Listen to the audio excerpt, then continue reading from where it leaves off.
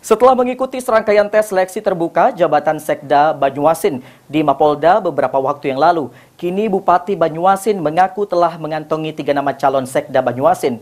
Meski demikian, Bupati meminta semua pihak untuk sabar menunggu pejabat Sekda pilihannya.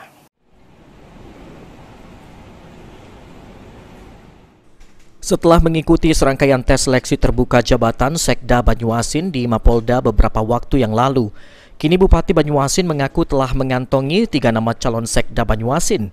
Meski demikian, Bupati meminta semua pihak untuk sabar menunggu pejabat Sekda pilihannya. Hal tersebut diungkapkan Askolani saat menghadiri penyerahan sertifikat PTSL beberapa waktu lalu, didampingi oleh Wakil Bupati Banyuasin, Pak D. Slamet Somo Sentono, di mana dirinya juga menegaskan jika seluruh proses lelang terbuka sudah sesuai aturan dan harapan. Untuk Sekda, karena saya sudah 7 hari ini lagi mendampingi ibu sedang sakit, jadi baru hari ini baru kemarin saya sampai hari ini baru bisa bekerja. Oleh sebab itu laporannya baru masuk dengan saya, belum sempat saya pelajari. Intinya sabar. Untuk nama 3 Sekda?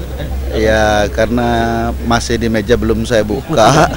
Saya tidak mau mengira-ngira, nanti setelah dibuka pasti namanya siapa yang dari Pansel. Oke. Tapi yang jelas prosesnya sudah berjalan sesuai dengan apa yang kita harapkan. Oke. Jabatan Sekda Banyuasin harus dilelang lantaran Sekda sebelumnya yang dijabat oleh Senin hari memilih melanjutkan karirnya di pemerintahan Provinsi Sumatera Selatan. Sulaiman, PAL TV.